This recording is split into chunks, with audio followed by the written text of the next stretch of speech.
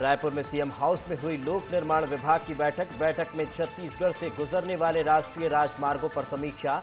लोक निर्माण मंत्री राजेश मूणत, मुख्य सचिव समेत अधिकारी बैठक में हुए शामिल। दीपावली पर शहीद जवानों के परिवारों के लिए छत्तीसगढ़ पुलिस की नई पहल। नक्सल इलाकों में पदस्थ अधिकारियों को शहीद जवानों के घर जाकर दीपावली की शुभकामनाएं देने के दिए निर्देश।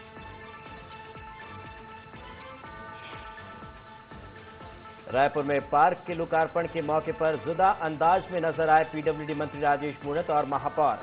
पार्क में झूला झूलते दिखाई दिए मंत्री। एक्सरसाइज मशीन पर भी किया वर्कआउट।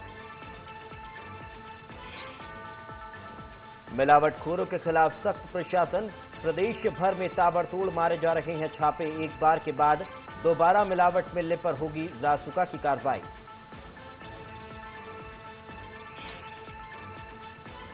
जबलपुर में मिठाई व्यापारियों ने खाद्य विभाग की टीम के खिलाफ खोला मोर्चा। जबरन परेशान करने और छोटे व्यापारियों को जानबूझकर टारगेट करने का लगाया आरोप।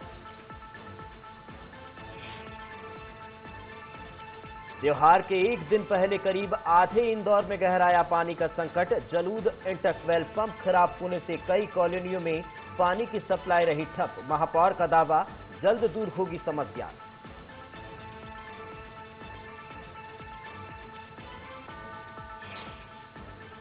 दीपावली के जश्न में डूबा देश। आज मना रहा है रूप चौदस। खुद को सजाने और संवारने में जुटी महिलाएं।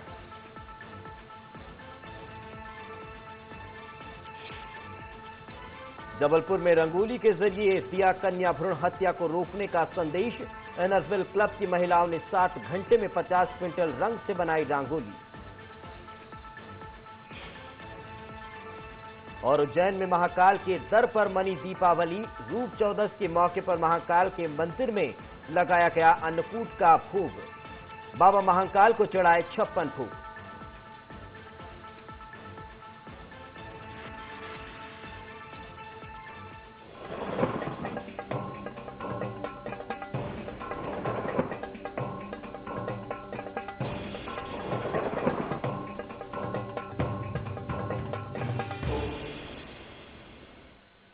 नमस्कार, एक्सप्रेस एजेंडा में आपका स्वागत है। आपके साथ मैं हूं दीपेश। एक्सप्रेस एजेंडा में हम आपको सियासत की आज की बड़ी खबरों से रूबरू कराएंगे और बताएंगे इसके पीछे की खबरें। हमारे साथ आज एक्सप्रेस एजेंडा में चर्चा करने के लिए जुड़ेंगे पॉलिटिकल एडिटर राकेश अग्निहोत्री। तो चलिए शुरू करते हैं एक्सप्रेस एजेंडा।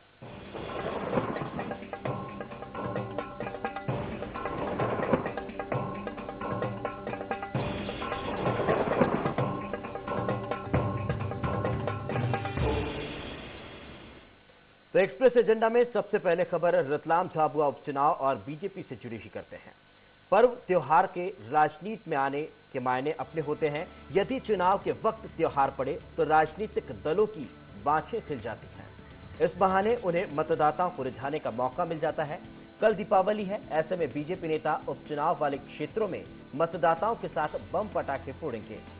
हालांकि बिहार में महागठबंधन के धमाके के आगे इनकी आवाज दबी रहेगी, लेकिन जोश तो दिखाना होगा ही। बीजेपी के प्रदेश अध्यक्ष नंद कुमार सिंह चौहान और संगठन महामंत्री अरविंद मेनन की दीपावली झाबुआ में आदिवासियों के बीच मनेगी, क्योंकि बिहार में कांग्रेस के कमबैक ने यहां के कांग्रेस कार्यकर्ताओं और वोटरों में नया जोश भर दिया है। ऐसे में मध्य प्रदेश बीजेपी को इस चुनाव में किसी भी तरह का जोखिम नहीं लेना चाह रही है और यही वजह है कि इस चुनाव को पार्टी का पूरा शीर्ष नेतृत्व बेहद गंभीरता से ले रहा है। तो चर्चा के लिए हमारे साथ पॉलिटिकल एडिटर राकेश अग्निहोत्री जुड़े हुए हैं। राकेश जी, कहा जा सकता है कि ये दीपावली अब पार्टी के शीर्ष नेतृत्व के लिए भी अहम हो गई है? निश्चित तौर पर खासतौर से 2 उपचुनाव जो हो रहे हैं उसमें झाबुआ रतलाम कहीं ना कहीं सीधे तौर पर लोकसभा का से जुड़ा हुआ है और प्रधानमंत्री नरेंद्र मोदी जो फिलहाल निशाने पर हैं या अमित शाह, दोनों की जोड़ी पर जो सवाल खड़े हो रहे हैं, चाहे वो बिहार से सांसदों द्वारा उनकी अपनी पार्टी में उठ रहे हों या बाहर उनकी आलोचना हो रही हो या संघ और बीजेपी के बीच में तालमेल बनाने की कोशिश की जा रही हो विवादों के बीच में, लेकिन जो रतलाम जो चुनाव है, जो उपचुनाव है, ये बहुत महत्वपूर्ण हो जाता है। और इसलिए नंद कुमार सिंह चौहान और जो संगठन महामंत्री अरविंद मेनन है, ये दोनों अब दीपावली वहीं मनाएंगे और इस उत्सव के त्योहार में वो कार्यकर्ताओं को जोड़ रहे हैं, परिवारों से वहां मिल रहे हैं और उनकी कोशिश है कि दीपावली के मौके पर ही सही, बधाई के रूप में ही कम से कम मतदाताओं को वो रिझाएं। लेकिन अंदर की बात यह है कि जिस तरह से बिहार के रिजल्ट सामने आए हैं और गुजरात से लगी हुई सीमा है, तो गुजरात में भी पटेलों का आंदोलन चल रहा है, जहां पर निकाय चुनाव, पंचायत के चुनाव होना है। उसके पहले झाबुआ में कहीं उसका असर बिहार का न दिखाई दे, इसलिए बीजेपी गंभीर हो गई है और मुख्यमंत्री शिवराज सिंह चौहान 14 तारीख से जब चुनाव प्रचार थमेगा तब तक करीब 27 सभाएं एक बार फिर लेने जा रहे हैं, जो लगातार पिछले 1 महीने में कई बार रतलाम और झाबुआ का दौरा कर चुके हैं। कुछ यही हालात देवास के भी हैं, जहां पर अभी तक कृष्ण मुरारी मोघे के महापौर थे, वो अब उससे मुक्त हुए हैं, तो उनको जिम्मेदारी सौंपी गई है। विजयन सिंह है जो उपाध्यक्ष रह चुके हैं, तपन भौमिक हैं जो सचिव हैं, गोविंद मालू हैं, ये तमाम नेता वहां थे। लेकिन अब स्वयं अरविंद मेनन ने वहां पे कमान संभाली है और आज सुबह तक उन्होंने पूरी व्यूह रचना बनाई है क्योंकि उस मामले को भी वो गंभीरता से लेना चाहते हैं। मैयर का चुनाव टल गया था, उसकी घोषणा नहीं हुई थी। ऐसे में ये दोनों वो चुनाव हैं जहां पर परिवारवाद को कांग्रेस एक मुद्दा बना रही है और बिहार से उसे एक ऑक्सीजन मिली है, जहां पर उसने कमबैक किया है। तो जहां पर तुकोजी राव पवार, जिनके निधन से ये सीट खाली हुई है, उनकी पत्नी है, तो वहां सिंह भूरिया की जो बेटी है विधायक सिटिंग एमएलए हैं निर्मला भूरिया, वो मैदान में हैं। तो कहीं ना कहीं कोई जोखिम लेने को तैयार नहीं है। झाबुआ रतलाम के मामले में तो बिल्कुल, क्योंकि दीपावली के समय आ चुका है, निश्चित तौर पर कोई फुलझड़ियां जला रहा है, कोई सियासी गलियारों में भी चर्चाएं हैं। विस्फोट की जहां तक बात है तो पेटलाबाद में विस्फोट हुआ था, स्वयं शिवराज सिंह चौहान वहां पहुंचे थे, उन्होंने सब चीजों को संभाला था, डैमेज कंट्रोल के लिए उन्हें आगे आना पड़ा था। अब ये चुनाव शिवराज के लिए बहुत मायने रखता है। दीपेश, बिल्कुल। राकेश जी, अगर बात की जाए इस पूरे चुनाव की, तो शीर्ष नेतृत्व संभालनी पड़ रही है, चुनौतियां किस तरह की बीजेपी को सामने मिल रही हैं? देखिए, चुनौतियों के तौर पर तो बीजेपी के मुकाबले कांग्रेस के जो उम्मीदवार हैं कांतिलाल भूरिया, वो उनके मुकाबले ज्यादा दमदार माने जाते हैं, जो मोदी लहर में पिछला चुनाव हारे थे और लगातार चुनाव जीत रहे थे। तो ये तो बात हुई। निर्मला के मुकाबले बीजेपी के जो उम्मीदवार है वो कहीं ना कहीं बीजेपी की उम्मीदवार निर्मला भूरिया उनके मुकाबले कम है। जो बिहार में माहौल बना है, उसके बाद बिहार में जो पिछड़े वर्ग के लामबंद हुए हैं और स्वयं बीजेपी के नेता कह रहे हैं कि पिछड़े इकट्ठे हो गए, पिछड़े वर्ग के मतदाता, तो ये वो आदिवासी क्षेत्र उसके लिए सुरक्षित है। तो जो कांग्रेस का परंपरागत वोट रहा, जिसके साथ कांतिलाल भूरिया लगातार चुनाव जीतते रहे, बीजेपी ने पिछले चुनाव में उस गढ़ में सेंध लगाई थी, तो वो चाहे बीजेपी के लिए इसलिए और मायने रखते कि अगर इस चुनाव में कहीं चूक हुई तो फिर ये संदेश जाएगा कि आदिवासियों का बीजेपी से मोह भंग हो गया है। और शिवराज सिंह चौहान के लिए इसलिए और मायने रखता है क्योंकि जो मोदी की किरकिरी हो रही है, संसद सत्र शुरू होने वाला है, अगर उस संसद में अगर इस सीट पर कांग्रेस का उम्मीदवार जीतता है तो फिर मध्य प्रदेश के बारे में भी कहीं ना कहीं लोगों की उंगली उठेगी कि आखिर मोदी का जादू या शिवराज का जो जादू है, जो लोगों के सिर चढ़ के बोलता है। लगातार चुनाव वो जिताते चले आ रहे हैं, नगर निगम में उन्होंने पूरे चुनाव में कांग्रेस मुक्त कर दिया है, तो आखिर ये सीट क्यों हार गए? इसलिए शिवराज कोई जोखिम लेने को तैयार नहीं है। जैसा कि मैंने बताया, वो स्वयं 27 सभाएं लगातार लेने वाले हैं, तो बीजेपी के संगठन के सभी दिग्गज वहां हैं। एक एक विधानसभा में जिम्मेदारी सौंप दी गई है। भोपाल के जितने बड़े नेता हैं वो कल दीपावली पर अपने घर पूजा करने आएंगे, चाहे वो सांसद आलोक संजर हो या आलोक शर्मा हो या कई बड़े नेता, सब वहां पर विधायक और सब लोगों के बीच में काम का बंटवारा कर दिया गया है। और कांग्रेस की ओर से कोई चुनौती मिले उसको वो बारीकी से उस पर नजर लगे होंगे। बिल्कुल, यानी कि इस बात से भी इनकार नहीं किया जा सकता है कि बीजेपी पूरी तरह से इस चुनाव को जीतने के लिए हर हथकंडा अपनाने को तैयार दिखाई दे रही है। चलिए आगे बढ़ते हैं। ये तो बात थी रतलाम झाबुआ लोकसभा उपचुनाव में बीजेपी की गंभीरता की, लेकिन उसके बाद अब बात करते हैं कांग्रेस की। उपचुनाव के ठीक पहले बिहार चुनाव के परिणामों ने प्रदेश कांग्रेस में नई जान फूंक दी है। प्रदेश कांग्रेस के नेता मानकर चल रहे हैं कि बिहार का असर मध्य प्रदेश में के चुनाव पर भी होगा। यही वजह है कि कांग्रेस के प्रदेश प्रभारी मोहन प्रकाश झाबुआ में डेरा डालने जा रहे हैं। मोहन प्रकाश दीपावली के बाद 12 नवंबर को झाबुआ पहुंचेंगे और लगातार 3 दिन तक क्षेत्र में प्रचार के साथ पार्टी कार्यकर्ताओं की बैठकें भी लेंगे। पार्टी ने अनुभवी महेश जोशी को संसदीय क्षेत्र की जिम्मेदारी सौंपते हुए चुनाव प्रभारी बनाया है। खबर यह भी है कि दीपावली कांग्रेस के दूसरे दिग्गज नेता भी झाबुआ का रुख करेंगे। वहीं बात अगर देवास विधानसभा उपचुनाव की करें तो यहां भी कांग्रेस कोई जोखिम नहीं उठाना चाह रही है। यहां 14 अक्टूबर से राकेश कालिया, जो कांग्रेस से राष्ट्रीय सचिव हैं, और मध्य प्रदेश के सह प्रभारी भी हैं, वो देवास में डेरा डालेंगे और उनके साथ मोहन प्रकाश भी मौजूद रहेंगे। तो बात की बीजेपी की, तो बीजेपी अगर तैयार दिखाई दे रही है तो कांग्रेस भी बिल्कुल पीछे हटने के मूड में नहीं है। राकेश जी हमारे साथ लगातार जुड़े हुए हैं। राकेश जी, कहा जा सकता है कि कांग्रेस ने भी अपनी स्ट्रेटेजी तैयार कर ली है? देखिए, मध्य प्रदेश में लगातार पिछले 12 साल से जितने भी चुनाव हुए हैं, बीजेपी का पलड़ा भारी रहा है। बीजेपी सत्ता में रहते हुए जो एंटी इनकम्बेंसी कांग्रेस भुनाने की मंशा रखती थी, वो विधानसभा और लोकसभा चुनाव ही नहीं, नगर निगम के चुनाव में भी नहीं भुना पाई है। अब एक बार फिर जो उपचुनाव का सिलसिला आगे बढ़ा और यहाँ देवास झाबुआ के साथ जो चुनाव होने जा रहे हैं, इसके पहले जो गरोठ में हुआ था वहां पर भी कांग्रेस ने बड़ी टक्कर देने की कोशिश की थी, लेकिन अंतिम समय में कहीं ना कहीं बीजेपी उन पर भारी हुई और कांग्रेस वो चुनाव नहीं जीत सकी थी। उपचुनाव में एक चुनाव उसने जीता था, लेकिन वो पुरानी बात हो गई है। अब ये चुनाव नए परिवेश में हो रहे हैं। नरेंद्र मोदी की जो हवा चल रही थी और उसको कहीं ना कहीं बिहार से एक झटका लगा है, जो आंधी आई थी एकदम अच्छे दिनों का वादा लेकर के, उस मौके को कांग्रेस भुनाना चाहती है। क्योंकि कांग्रेस गुजरात में पिछली बार चुनाव में 4 सीटों पे थी और 27-28 तक जा पहुंची है, तो वो ये मान के चल रही कि उसने कमबैक किया है। वो महागठबंधन से जुड़ी थी, लालू नीतीश के पीछे थी। यहाँ कांग्रेस मुख्य विपक्षी दल में है और शिवराज के सामने वो खड़ी हुई है। पूरी कांग्रेस में अभी तक ऐसा कोई नेता नहीं आया जिसने शिवराज के चुनौती दी हो, चाहे बहुत जोर आजमाइश हुई है, चाहे वो इशारों में पिछले चुनाव में ज्योतिरादित्य सिंधिया को पेश किया गया हो या प्रदेश अध्यक्ष लगातार बदलते रहे। फिलहाल अरुण यादव प्रदेश अध्यक्ष हैं, कांतिलाल भूरिया उसके पहले वो भी फेल हो चुके हैं, जो स्वयं इस वक्त सांसद का उपचुनाव लड़ रहे हैं। सुरेश पचौरी अभी लंबी फेहरिस्त है। तो ये मौका है देवास और झाबुआ में कि कांग्रेस चाहती है, और इसीलिए जो राकेश कालिया है, राष्ट्रीय सचिव है, सह प्रभारी है, उन्होंने वो देवास में डेरा डालने जा रहे हैं। तो महेश जोशी जो पुरानी पीढ़ी के अनुभवी नेता हैं, जो मोतीलाल बोरा और दिग्विजय सिंह के कार्यकाल में मंत्री रहे, इंदौर से सांसद का चुनाव उन्होंने भी लड़ा था, नहीं जीते थे, वो झाबुआ और रतलाम में परमानेंट उनको चुनाव प्रभारी घोषित किया गया है। क्योंकि अरुण यादव से लोगों के कांग्रेस के अंदर समीकरण नहीं बैठ रहे थे। ऐसे में कहीं ना कहीं मोहन प्रकाश ने एक वरिष्ठ और अनुभवी नेता महेश जोशी जी को बैठाया है और यहाँ राकेश कालिया स्वयं रहेंगे। ये दोनों सीटें वो हैं जो बीजेपी के कब्जे वाली हैं। लेकिन जिस तरह से भारत में पूरे हिंदुस्तान की राजनीति में एक नया मोड़ आया है और उस पर चर्चा चल रही है, हार के कारणों को या जीत के जो भी कारण रहे उसको लेकर के, लेकिन ऐसे जो बात सामने आ रही है कि अब देवास और झाबुआ में कांग्रेस ने इसको पूरी संजीदगी से लिया है। अरुण यादव वहीं डेरा डाले हुए हैं। कल वो कुछ घंटों के लिए खंडवा पहुंचेंगे या इंदौर अपने परिवार के साथ रहेंगे। अधिकांश नेता उनके हैं और ज्योतिरादित्य सिंधिया, अपने दर्शकों को जानकारी दे दें, 14 तारीख को पेटलावद और अलीराजपुर में सभाओं को संबोधित करने जा रहे हैं। 15 तारीख को संजय निरुपम रहेंगे कांग्रेस की ओर से, जो कांग्रेस के राष्ट्रीय नेता हैं, और 16 तारीख को पूर्व केंद्रीय मंत्री कमलनाथ जो वहां पहुंच रहे हैं, वो देवास भी वो जाएंगे। तो कम से कम दिग्विजय सिंह को छोड़कर बाकी नेताओं का रुख अब इन उपचुनाव की ओर होने लगा और दीपावली के बाद सियासत और गरमाएगी, क्योंकि कुछ दिन रह जाएंगे और कांग्रेस के लिए ये एक मौका है कि वो ये साबित करें कि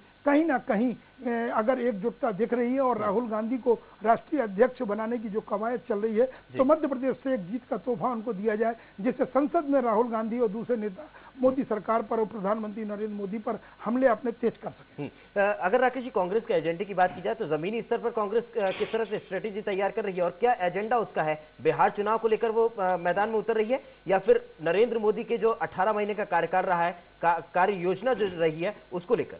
देखिए, मुद्दों की बात है तो महंगाई होते हुए भी कांग्रेस कभी मुद्दा नहीं बना पाई और न ही अभी वो बात दिख रही है।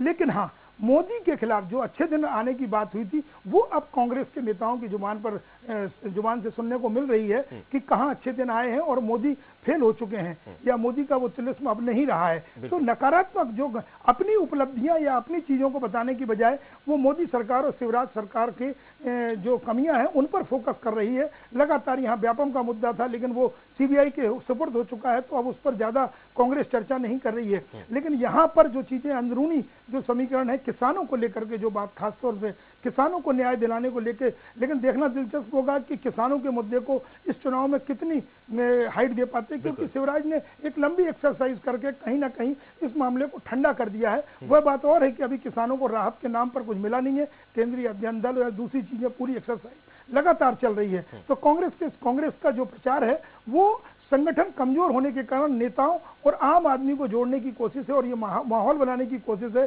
कि मोदी सरकार फेल हो चुकी है और अच्छे दिन देश में नहीं आए हैं और मध्य प्रदेश में भ्रष्टाचार और किसान जैसे लोग परेशान हैं। बिल्कुल। चलिए राकेश जी, आप हमारे साथ बने रहिए। फिलहाल रुकेंगे एक छोटे से ब्रेक के लिए, ब्रेक के बाद चल हाजिर।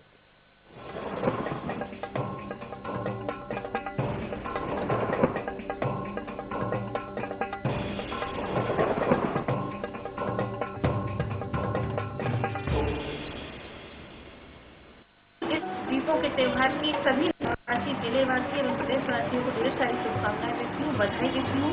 ये दीपों का पर्व सभी के जीवन में रोशनी लेकर आए, सभी के जीवन में जगमगाहट लेकर आए, ऐसी ईश्वर से कामना करती हूँ। एक बार पुनः सबको बहुत बहुत बधाई देती हूँ, दीपावली की ढेर सारी शुभकामनाएं।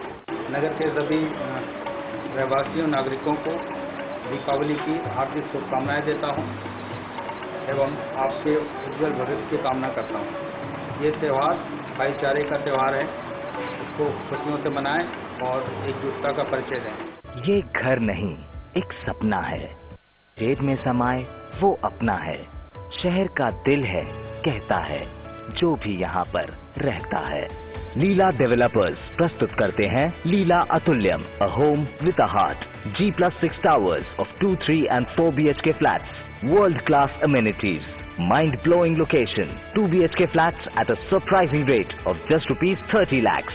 Get your lovable living options in the heart of the city. Leela Atulyam, a home with a heart, near Akriti Eco City, BDA Road, E8 Extension, Salaya, Bhopal. A project by Leela Development.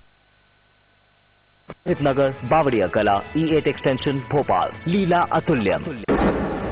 जब नक्सली समस्या बस्तर में पैदा हो रही थी उस समय क्यों नहीं कुचल दिया? वहाँ राज्य भी पढ़ाते थे क्या? जनता आपसे सीधे सवाल कर रही है। 10% तो वो भी पिस जाएंगे जो ओरिजिनल है। जवाब आप नहीं देंगे तो कौन देगा? है या नहीं है ये जानना चाहिए। ये फसल और बढ़ती जाएगी और कितना समय चाहिए आपको? ये जो हमने आपको दिखाए ना अभी कैमरे में, मैं चाहूंगा आप एक लाइन में उत्तर दें। हम कुछ हो रहे हैं। मेरा सवाल है।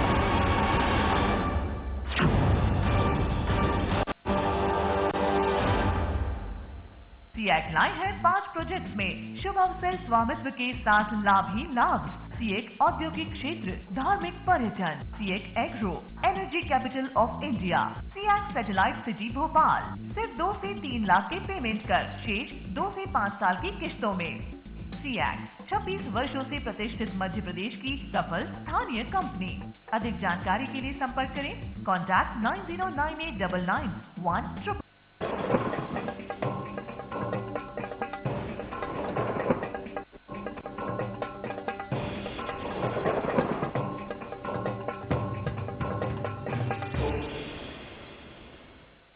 ब्रेक के बाद आपका स्वागत है। देश में सियासत बड़ी तेजी से बदल रही है। एक तरफ बिहार में बीजेपी की करारी हार और अभी मध्य प्रदेश के रतलाम झाबुआ में उपचुनाव, लेकिन इन सबके बीच शिवराज सिंह चौहान जो किसानों को लेकर संवेदनशील माने जाते हैं, वो इन्हें लेकर किसी भी तरह की ढिलाई बरतने के मूड में नहीं दिखाई दे रहे हैं। इसी क्रम में उन्होंने आज केंद्रीय अध्ययन दल के सदस्यों से मुलाकात की। इस दौरान मुख्यमंत्री शिवराज सिंह चौहान ने दल और बर्बाद फसलों की जानकारी भी दी। ऐसे में सीएम शिवराज और केंद्रीय अध्ययन दल की यह मुलाकात किसानों के लिए काफी अहम मानी जा रही थी। तो राकेश जी हमारे साथ लगातार जुड़े हुए हैं। राकेश जी, कहा जा सकता है कि मुख्यमंत्री शिवराज सिंह चौहान इस मुद्दे को किसी भी हद तक कांग्रेस के हाथ में जाना नहीं देना चाहते। कह सकते हैं कि शिवराज सिंह चौहान जो पिछले 1 माह से किसानों को लेकर एक लंबी एक्सरसाइज कर रहे हैं, वो दिल्ली तक पहुंची है और दिल्ली ने केंद्रीय अध्ययन दल यहाँ मध्य प्रदेश भेजा था और आज उनके सदस्यों से उनकी वल्लभ भवन में मुलाकात हुई है। लेकिन ये तो एक बात अलग हुई, जो प्रक्रिया है चल रही है। किसान निश्चित तौर पर सियासत की धुरी बना है मध्य प्रदेश में और किसानों को नाराज नहीं कर सकते हैं शिवराज सिंह चौहान, जो स्वयं किसान पुत्र कहे जाते हैं। जब वो मुख्यमंत्री बने तब से उन्होंने किसानों के लिए बहुत कुछ किया है, चाहे वो किसान पंचायत हो या कृषि कैबिनेट हो या फिर दिल्ली में जाकर के फसल बीमा की बात को, एक संशोधन की बात को हवा देना। लेकिन उनकी मुलाकातें रंग लाती नजर नहीं आ रही थी, इसलिए पूरे प्रदेश की नजर मुख्यमंत्री पर टिक गई थी। अब वो मौका आया है जब बिहार चुनाव थम चुके हैं, केंद्रीय मंत्रियों की भी अपनी व्यस्तताएं समाप्त हो चुकी हैं, कम हो चुकी हैं कहना होगा। राजनाथ सिंह, अरुण जेटली और दूसरे नेताओं से शिवराज लगातार पिछले एक बार में 3 से 4 मुलाकातें कर चुके हैं और अभी संसदीय बोर्ड की बैठक से जब वो लौटे हैं तो कहीं ना कहीं फिर उन्होंने इन चीजों को टटोला है, चाहे वो राजनाथ सिंह से मुलाकात हो या फिर अरुण जेटली से, कि वो चाहते हैं कि पैकेज जल्दी मिले। उन्होंने अपने स्तर पर विभागों की कटौती करके किसानों के लिए एक फंड जुटाया है, लेकिन उसके साथ ही कई समस्याएं और भी खड़ी हो सकती हैं। इसको ध्यान में रखते हुए अब उनकी नजर केंद्र में है कि आखिर केंद्र कब एक पैकेज या कुछ विशेष सहायता के तौर पर मध्य प्रदेश को देता है। और जहां तक बात इसलिए है कि अकेले एक्सरसाइज शिवराज सिंह चौहान कर रहे हैं, लेकिन सुषमा स्वराज हैं, नरेंद्र तोमर हैं, यहाँ से थावरचंद गहलोत हैं और प्रकाश जावड़ेकर हैं, कितने मंत्री हैं, 27 सांसद हैं। कांग्रेस जो सवाल खड़े करती है कि हम आपके साथ हैं, आप विरोध के लिए आगे आइए, लेकिन वो संभव नहीं है। केंद्र में उनकी अपनी सरकार है। अगर ये मंत्री,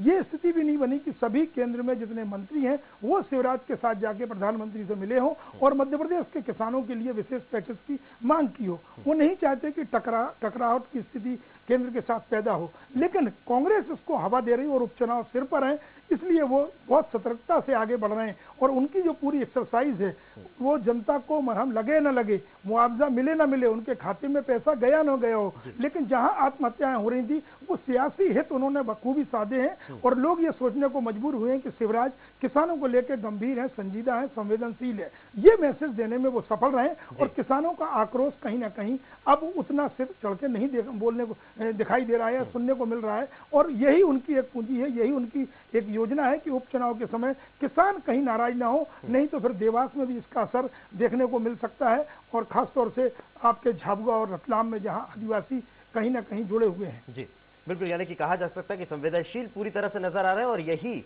एक वजह है कि इसका असर कहीं ना कहीं अब उपचुनाव में देखने को मिलेगा कि मुख्यमंत्री अगर संवेदनशील हैं तो उसका फायदा इनको जरूर मिलेगा। चलिए आगे बढ़ते हैं और अब बात करेंगे राजनीति और दीपावली दोनों से जुड़ी हुई एक खबर की।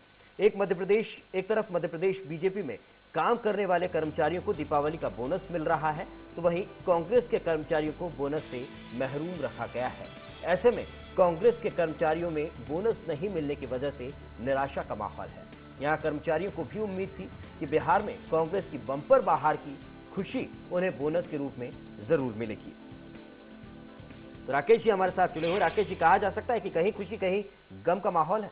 बीजेपी कार्यालय में भी सन्नाटा है। धनतेरस की पूजा के समय प्रदेश अध्यक्ष, संगठन महामंत्री या मुख्यमंत्री नहीं पहुंचे थे, लेकिन वहां जो कर्मचारी करीब जिनकी संख्या 60 है वो कहीं ना कहीं दीपावली की उन्हें सौगात बोनस के तौर पर मिल चुकी है 3 तारीख को, और वो कहीं ना कहीं अपने आप को खुश महसूस कर रहे हैं। वो बात अलग है कि बड़े नेता बीजेपी कार्यालय नहीं पहुंच रहे, उनकी अपनी व्यस्तताएं हैं, वो चुनाव में है। लेकिन इसके उलट कांग्रेस कार्यालय में सन्नाटा तो है, लेकिन एक खुशी बिहार से जो आई थी, तो वहां जो कर्मचारी काम करने वाले हैं जिनकी संख्या 35 से 38 बताई जाती है, उनको एक आशा जगी थी कि कहीं ना कहीं कांग्रेस को जो कर्मचारी हैं लंबे समय से काम कर रहे हैं उनको बोनस मिलेगा। उनको बोनस नहीं मिला है और कल उनकी वहां पर जो महामंत्री हैं उनसे मुलाकात हुई थी। लेकिन अब खबर ये आ रही है कि इसको चंद्रिका प्रसाद द्विवेदी ने स्वराज एक्सप्रेस से बातचीत के दौरान कहा है कि जो परंपरा जारी है, कहीं देर जरूर हुआ है लेकिन उन कर्मचारियों को बोनस जल्द मिलेगा। और नेता लोग जो है वो कहीं ना कहीं चुनावी दौरे पर व्यस्त हैं, इसके कारण जो कहीं कोई अंदरूनी बातें हैं जिसके कारण वो बैंक तक मामला नहीं पहुंच पाया और उनको पैसे नहीं मिल पाए हैं। लेकिन जहां तक बात गिफ्ट और उपहारों की है तो वो कुछ कर्मचारियों को मिला है और कुछ उसमें रह गए। बिल्कुल, चलिए राकेश जी बहुत बहुत शुक्रिया हमारे साथ चर्चा करने के लिए। तो एक्सप्रेस एजेंडा में फिलहाल इतना ही। वक्त एक छोटे से ब्रेक के बाद जल्द हाजिर होंगे। आप देखते रहिए स्वराज एक्सप्रेस।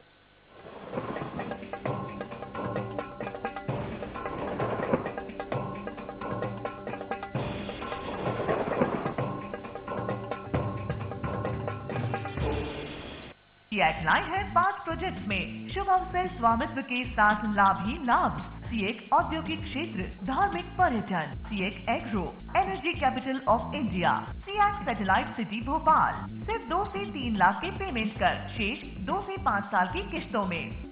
सीएक 26 वर्षों से प्रतिष्ठित मध्य प्रदेश की सफल स्थानीय कंपनी। अधिक जानकारी के लिए संपर्क करें कॉन्टैक्ट 9098991000। इस दीपों के त्योहार की सभी नगरवासी, जिलेवासी एवं प्रदेशवासियों को ढेर सारी शुभकामनाएं देती हूँ, बधाई देती हूँ। ये दीपों का पर्व सभी के जीवन में रोशनी लेकर आए, सभी के जीवन में जगमगाहट लेकर आए, ऐसी ईश्वर से कामना करती हूँ। एक बार पुनः सबको बहुत बहुत बधाई देती हूँ। दीपावली की ढेर सारी शुभकामनाएं। ये घर नहीं, एक सपना है। जेब में समाए वो अपना है। शहर का दिल है, कहता है, जो भी यहाँ पर रहता है। लीला डेवलपर्स प्रस्तुत करते हैं Leela Atulyam, a home with a heart. G+6 towers of 2, 3 and 4 BHK flats. World-class amenities. Mind-blowing location. 2 BHK flats at a surprising rate of just ₹30 lakhs. Get your lovable living options in the heart of the city. Leela Atulyam, a home with a heart. Near Akriti Eco City, BDA Road, E8 Extension, Salaya, Bhopal. A project by Leela Developers. Plot number 25, Rohit Nagar, Bavadia Kala, E8 Extension, Bhopal. Leela Atulyam.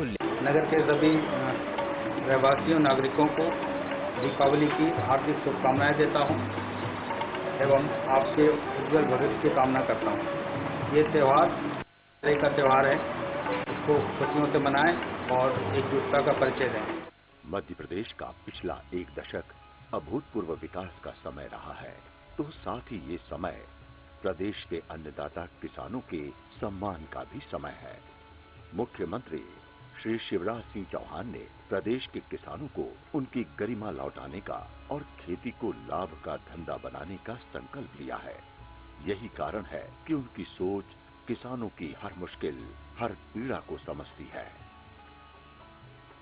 किसानों के संकट मुख्यमंत्री श्री शिवराज सिंह चौहान हमेशा साथ होते हैं। बाढ़, ओला, पाला और अतिवृष्टि जैसी विपदाओं में उन्होंने हमेशा किसानों के चेहरे पर आई चिंता की लकीरें दूर की हैं। इस बार भी वे युद्ध स्तर पर किसानों की मुश्किलें दूर करने में लगे हैं। प्रदेश की 141 तहसीलों को सूखाग्रस्त घोषित किया गया है। 20,000 सूखा प्रभावित गांवों में सर्वेक्षण हो गया है। 2014 की फसल बीमा योजना के 4,25,000 किसानों को 515 करोड़ रुपए की बीमा राशि मिल रही है। रबी 2014 के बीमा दावे 300 करोड़ रुपए का भुगतान इस माह में होगा। 33% से अधिक नुकसान वाले गांव के किसानों के अल्प अवधि ऋण मध्य अवधि में बदले गए हैं और उन्हें रबी फसलों के लिए भी ऋण मिलेगा, जिस पर ब्याज सरकार देगी। सूखाग्रस्त गांव में मनरेगा में 100 दिन के बजाय 150 दिन काम मिलेगा। अब किसानों को बिजली के अस्थायी कनेक्शन के लिए केवल 2 माह की बिजली का बिल जमा करना होगा। मुख्यमंत्री जी के निर्देश पर राज्य के वरिष्ठ अधिकारियों ने 25 से 27 अक्टूबर तक ग्रामीण क्षेत्रों का भ्रमण कर जमीनी हकीकत का जायजा लिया और मुख्यमंत्री जी के समक्ष अपनी रिपोर्ट प्रस्तुत की। आकाशवाणी के माध्यम से भी मुख्यमंत्री जी ने सीधे किसानों से चर्चा कर उनकी समस्याएं सुनी और संकट की इस घड़ी में उनके साथ होने का विश्वास दिलाया। कृषि मंथन कर मुख्यमंत्री जी ने कृषि क्षेत्र में दीर्घकालीन नीति बनाने के साथ ही तत्काल राहत देने के भी निर्देश दिए हैं। इन सब बातों से बड़ा वो एहसास है के पास है, एहसास किसी के साथ होने का, संकट में हाथ थामने का। मुख्यमंत्री श्री शिवराज सिंह चौहान के लिए अन्नदाता किसान हमेशा महत्वपूर्ण रहा है और उनकी प्राथमिकता है किसानों का कल्याण। उनका संकल्प है किसानों की खुशहाली। आप चिंता मत करो, मुसीबत आई है, संकट आया है, लेकिन आपकी आंखों में आंसू नहीं रहने दूंगा मेरे किसान बहनों और भाइयों। शिवराज सिंह चौहान जिंदा है, इस आपदा से पार निकाल के हम लेके जाएंगे। यही कारण है कि संकट की घड़ी में भी प्रदेश का किसान आश्वस्त है, क्योंकि उनके प्रदेश का मुखिया उनके साथ खड़ा है। नमस्कार, सुस्वागतम। आ गए हम। हाँ मालूम है, आ गए हम। नहीं, आ गए हैं हम। प्रगति की दौड़ में सबसे आगे हमारा मध्य प्रदेश लाडली लक्ष्मी योजना से बेटियों का भविष्य सुरक्षित किया। मुख्यमंत्री कन्यादान योजना से गरीब लड़कियों का घर बचाया। संपूर्ण स्वास्थ्य सबके लिए योजना में निशुल्क जांच और दवा वितरण कराया। लोक सेवा गारंटी कानून लागू कर शासन को जनता के लिए जवाबदेह बनाया। किसान को 0% पर ऋण मिला। खेती को लाभ का धंधा बनाया। उद्योग धंधों को बढ़ावा दिया और गांव-गांव में बिजली, सड़क, पानी पहुंचाया। क्यों माँ?